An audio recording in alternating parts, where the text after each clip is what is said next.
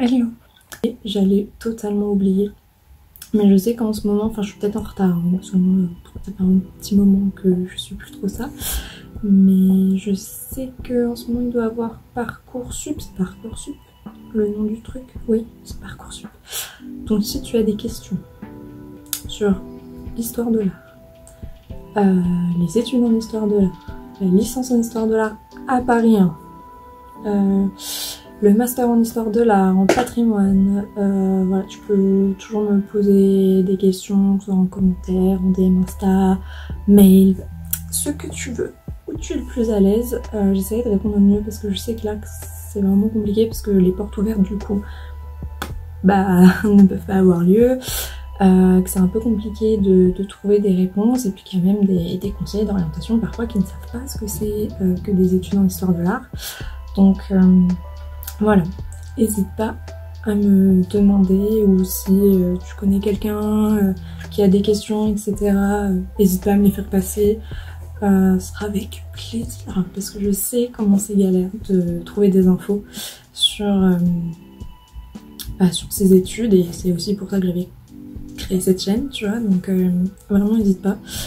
Je te mettrai en barre d'infos, j'avais fait une vidéo où je répondais à des questions qu'on me posait quand même très souvent, genre la différence Paris 1, Paris 4, est-ce qu'il faut être bon en histoire pour faire de l'histoire de l'art, ce genre de choses. Donc je te mettrai ça aussi en barre d'infos. De toute façon, tu as une playlist qui s'appelle Conseil Fac sur la chaîne, tu peux trouver voilà, des vidéos autour de la fac et de ses emmerdes, donc donc voilà, n'hésite pas. Je pense que c'est tout, j'ai rien oublié normalement cette fois. Comment ça va depuis? Ça fait un petit moment là que j'ai rien posté parce que je travaille, obviously. Je reviens encore pour te parler un peu de comment je travaille dans cette période.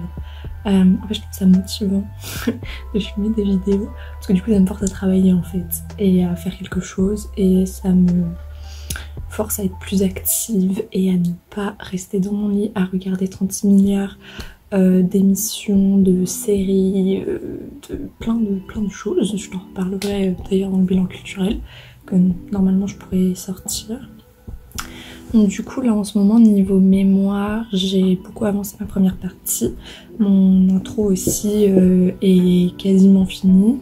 J'avais quand même besoin de commencer à rédiger un petit peu le corps du texte pour pouvoir ensuite faire un peu mon intro. Je sais pas si c'est très clair, je sais pas si je suis la seule à fonctionner comme ça, mais bon bref. Donc globalement le seul souci que j'ai avec l'introduction c'est l'historiographie, parce que j'ai pas tous les bouquins de référence avec moi et j'aurais besoin d'en revoir certains pour retrouver certaines phrases ou relire certains trucs, mais je peux pas, donc je me débrouille comme je peux avec les bouquins que j'ai et avec les fiches que j'avais déjà faites sur d'autres bouquins, enfin bref. Et puis je vais essayer de l'envoyer cette semaine à mon chargé de mémoire. Et désolée si en arrière-fond tu entends du bruit, mais c'est sûrement soit mes parents, soit les voisins, les enfants des voisins d'en bas qui sont dans leur jardin et donc qui crient. Voilà. Donc voilà, donc globalement cette semaine ça a été beaucoup de lecture et de lecture, et puis aussi du coup de la rédaction, encore de la rédaction et toujours de la rédaction. Globalement c'est un petit peu ça. Je pense que je vais essayer de te regrouper absolument toutes les bases de données que j'ai pu utiliser depuis le début de l'année et te les mettre en barre d'infos si tu cherches des bases de données si tu cherches toujours des bases de données. En vrai je les ai citées au fur et à mesure dans mes master vlogs et dans la vidéo sur rédiger son biblio, mais je vais essayer de vraiment tout condenser ici dans cette barre d'infos, comme ça si tu cherches des trucs ou qu'il y avait des bases de données auxquelles tu pensais pas forcément, je te les mets là. J'essaierai de te faire, si j'ai le temps, parce que c'est un peu la galère aussi, j'essaierai de te dire un peu à quoi ça correspond, genre JSTOR c'est pour des articles scientifiques, académiques, etc. Universalis c'est l'encyclopédie universitaire, tu vois, ce genre de choses. Et globalement c'est un petit peu tout en ce moment.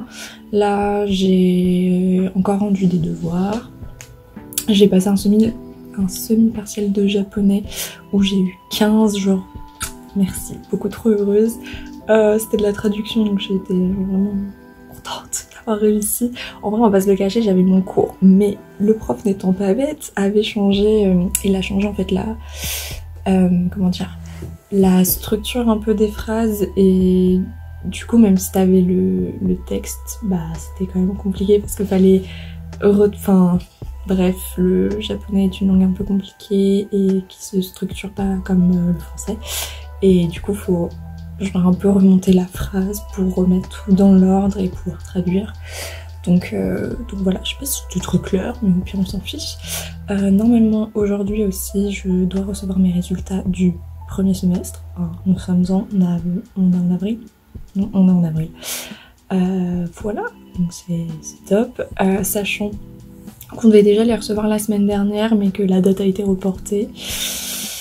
Voilà, l'ambiance universitaire est pas ouf en ce moment, il y a pas mal de soucis pour les futurs partiels, etc. Moi, heureusement, j'ai pas de partiel dans ce master-là, il n'y a pas de partiel, c'est des devoirs en fait qu'on rend directement aux profs qu'on a eu en séminaire, donc c'est plutôt pratique, mais c'est pas forcément dans tous les masters, et c'est pas forcément dans tous les masters d'histoire de l'art, je suppose.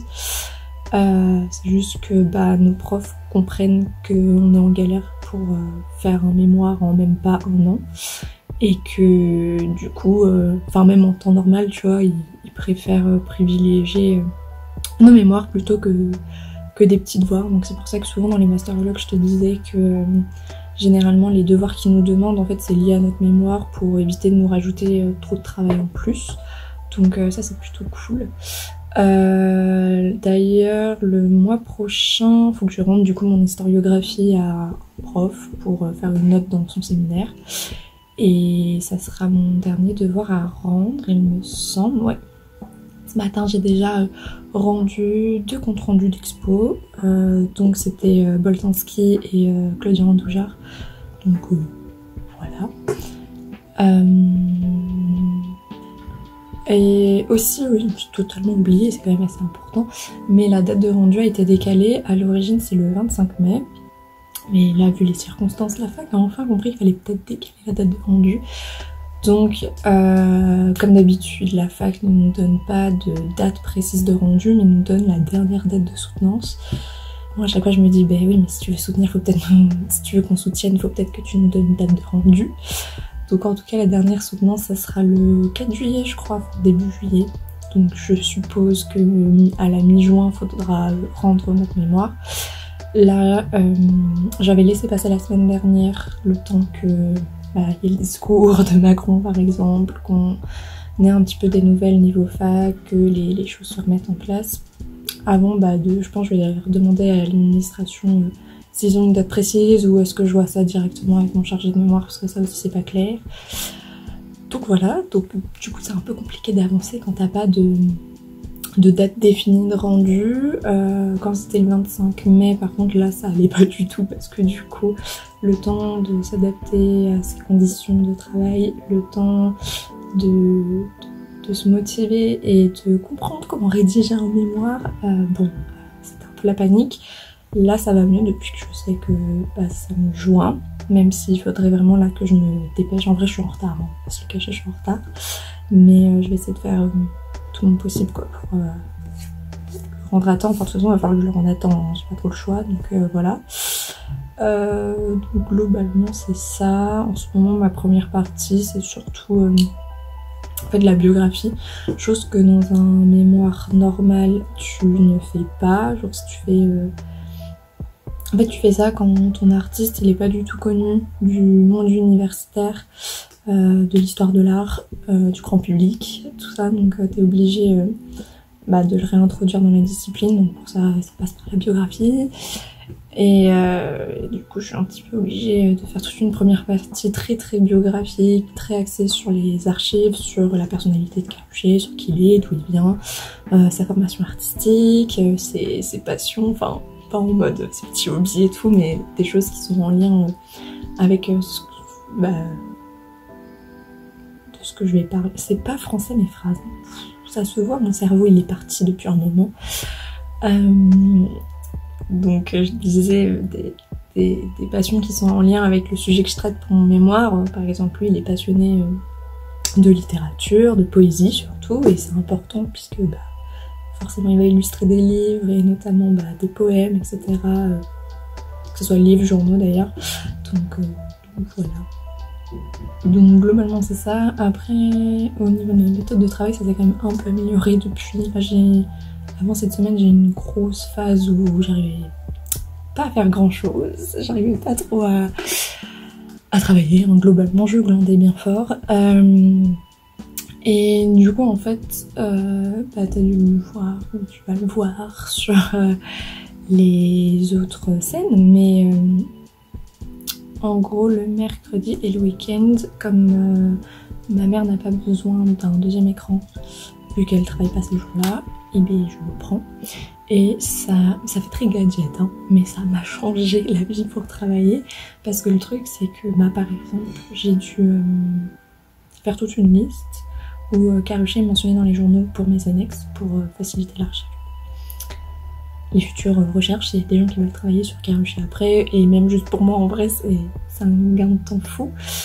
Et ça m'a permis aussi de compter de savoir à un moment précis dans la vie de Karrueche il se passe un truc, et j'avais besoin de savoir combien de journaux on parle, est-ce que c'est vraiment une grosse affaire, une petite affaire, est-ce que c'est centré sur Paris, est-ce que c'est en France en général, dans certaines régions, etc. Donc voilà.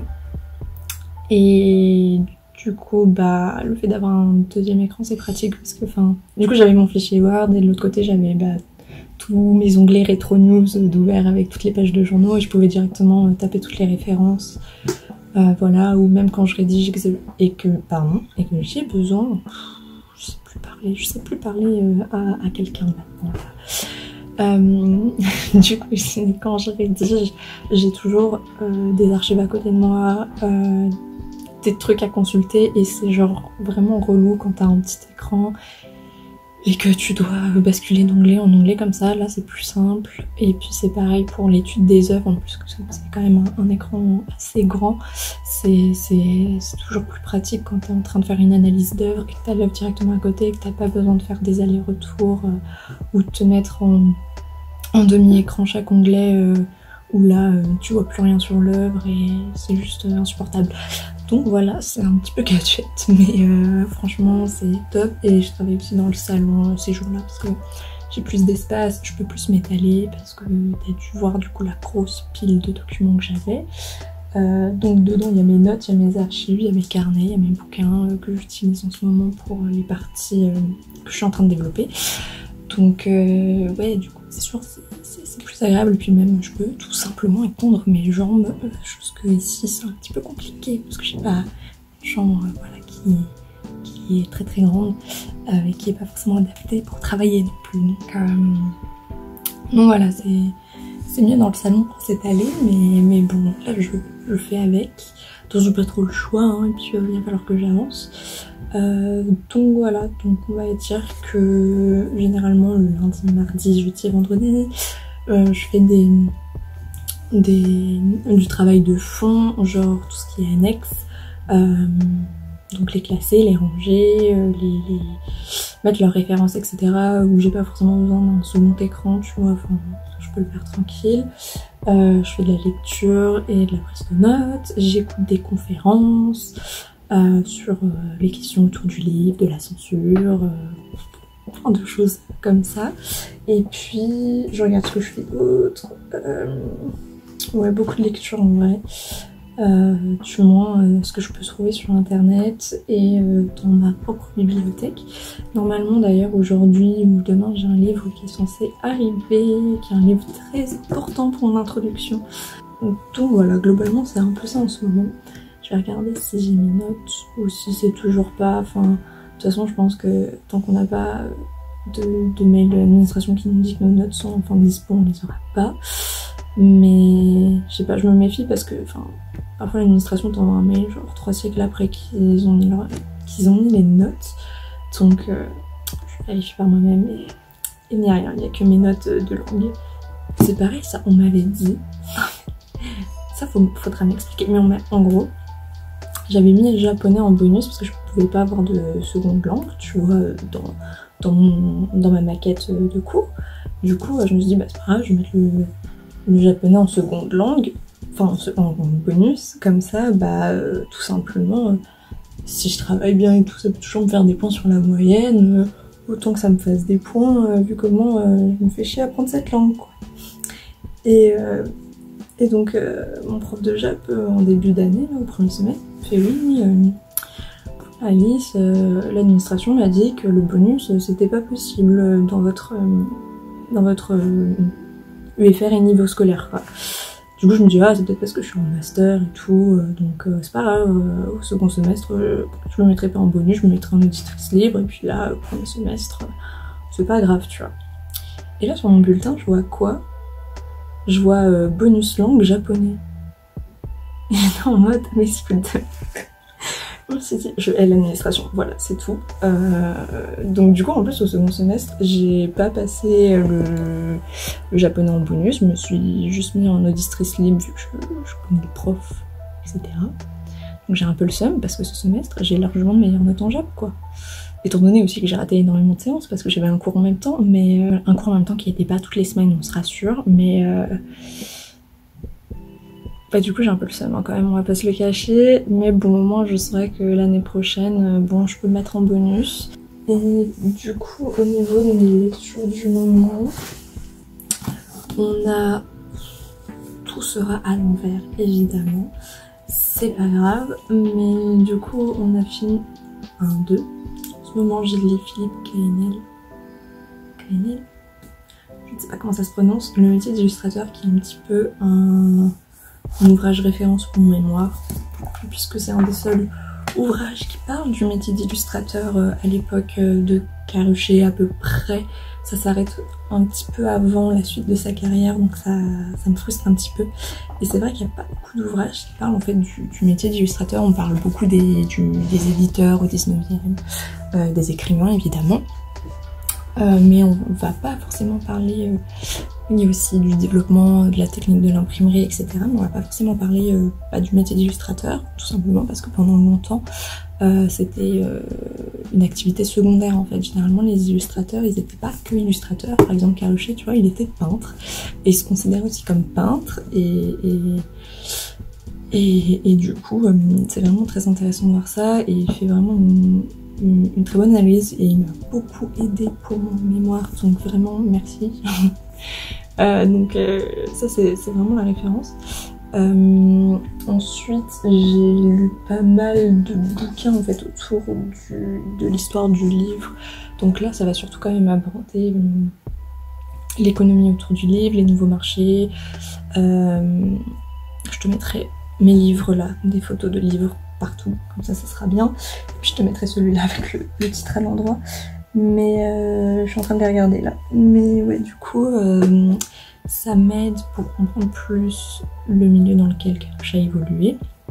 Ça m'aide aussi à comprendre les développements qu'il y a eu autour du livre et des métiers du livre dans son ensemble, même si l'illustrateur, il ne s'est pas trop développé. Donc voilà, il y a des petits manuels très simples, ça c'est vraiment très accessible, celui-là il est très accessible, c'est très ludique, genre il y a beaucoup d'images, voilà.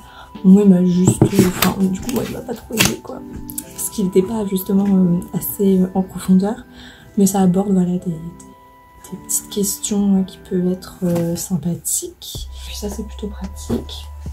D'autant plus que comme je viens pas du tout d'une formation littéraire, moi j'avais fait un bac ES déjà et j'ai absolument pas fait d'études en lettres ou d'édition, ce genre de choses, donc c'est vraiment un monde que je ne connais pas.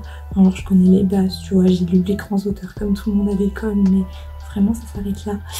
Donc du coup, voilà, j'ai dû un petit peu m'y remettre dans les mouvements littéraires, etc.